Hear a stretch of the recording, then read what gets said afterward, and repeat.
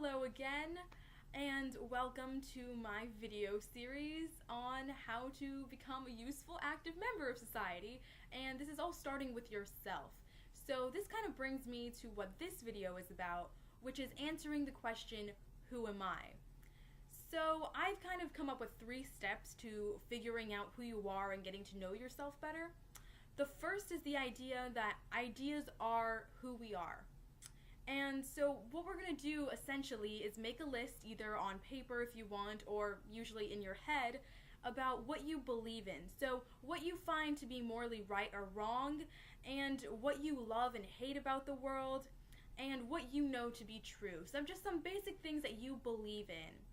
So kind of that set that foundation for really who you are, because really the foundation of who you are is your beliefs and your ideas and your morals.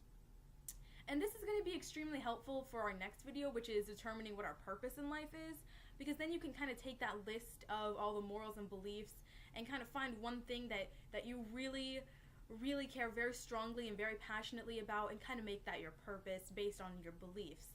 And so knowing what your morals are, knowing your beliefs, and knowing what ideas make you who you are is a really good first step in kind of getting to know yourself and finding a purpose in life. So now for the second step, which is basically sitting down and reflecting within yourself. You're really getting to know yourself in depth. So essentially what you're doing is you're sitting down and you're going to think of the bad things about yourself, bad aspects of your personality. So let's say if you're like really moody, or if you don't like that about yourself, or whatever it is that you might find in your personality that you don't like that much. And I mean, everybody has a good and a bad, and it's kind of good to know what kind of bad aspects are of your personality. Things, can you get angry too easily maybe? There's just some things that are very fixable, and sometimes you don't even have to fix them because there's nothing really wrong, but in some cases it's really good to kind of know what bad aspects you have in your personality. Another good thing to know is what you'd like to change about your personality. Mostly like improving on your personality. What would you like to improve from your personality?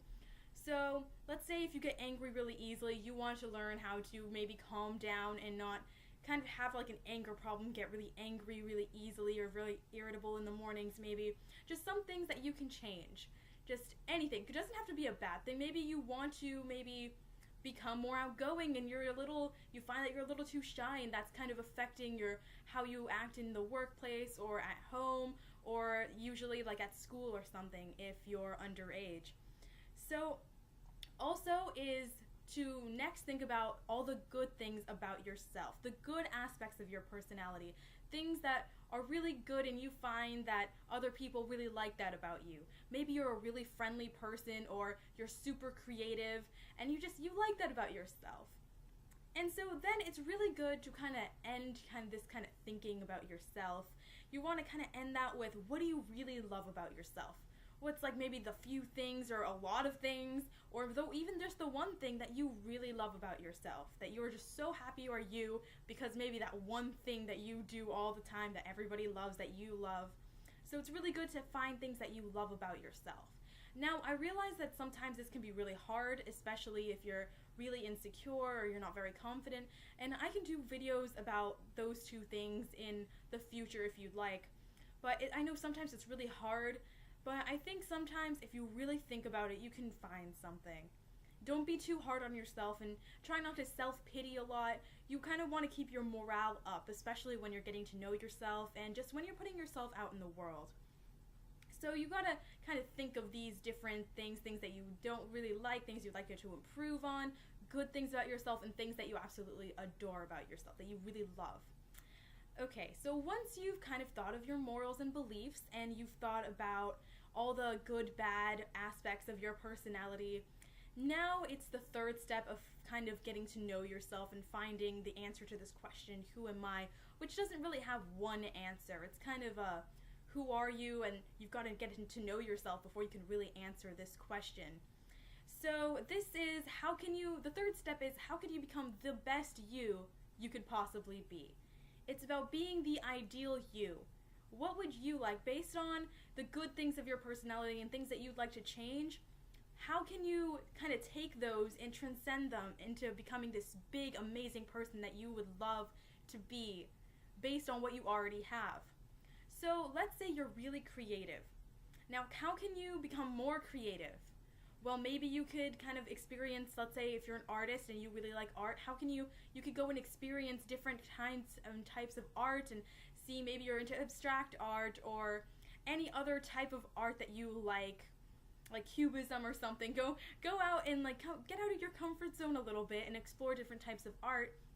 And then you kind of found a way to become more creative. Maybe you get more ideas from other types of art that you see. So just try to find ways that you can kind of transcend what you already have. If you're artistic, if you're creative, if you happen to be a very outgoing person, how can you just kind of put that out in the world more and kind of just impress others with how awesome you are? And I know a lot of people look down on this idea of being self-absorbed, but sometimes it's really important, because I find more and more people these days are becoming less and less confident. And I think it's because people don't really look at themselves and say, I love you. They don't do that enough. And so you should think about yourself a little bit more than you think you should. Because sometimes, especially if you're not very confident, because sometimes just kind of thinking about how much you love yourself can really help you in having a good set of mind. Because I know you can really get into this whole depressive thoughts of just how you're not good enough, or maybe you're not good enough for your boyfriend, you're not good enough for your family, you're not good enough to have these high standards in society, and you're just not good enough. When you find yourself thinking about that, just think about what you love about yourself. And I feel like that can really help some people. I know it's helped me a lot, so I'm hoping that can help somebody else. And so that's kind of how you get to know yourself. You get to know the foundation of who you are, which is really your beliefs and your morals and what you know to be true. Then you have to kind of think about yourself and aspects of your personality. And finally, how you can be that person that you really want to be. Maybe you just want to be a really courageous and brave person that always stands up for themselves. How can you become that person if right now you're already trying little steps, baby steps, taking baby steps to become that person? How can you become that person? By taking baby steps of what you already kind of have. So maybe you're outgoing and now you want to kind of get that strong aura about yourself that you will stand up for your rights and you're going to stand up for your friends. Or maybe you're really shy and you want to become a little bit more outgoing. I mean, you don't really have to change your shyness. There's nothing wrong about that. But if it's affecting your life and you feel you need to change that, go ahead and take kind of baby steps. Try to get out of your comfort zone and kind of maybe say hi to somebody you don't know. Sometimes doing things as simple as saying hello or smiling can really help somebody who's kind of shy become a little bit more friendly and outgoing. So just those 3 steps, I hope, will really help you to figure out who you really are. Because who am I is a question you can't really answer. So it's almost like if you answer with your name has all that substance, and that substance is all you and your ideas and who you are and your personality. And it's important to kind of get that into the world, because you might just be an individual, but many individuals together is a big happy family. So these are kind of some ways that can help you get to know yourself and kind of make you start loving yourself more. So and this can kind of keep you motivated as well. So I want everyone who's watching this to remember that you are your best motivator. There's nothing that anybody can tell you that will inspire you or motivate you more than you will yourself. That's why I feel it's really important to kind of have a basis of who you are, so you can really start to work towards your goals and become the person that you want to be. Okay, so that's the end of the video. Thank you for watching. And my next video, I hope, will be up tomorrow on how to find your purpose in life based on kind of the list of morals and ideas that you have. So thank you for watching, and and I hope you enjoy this series. Bye!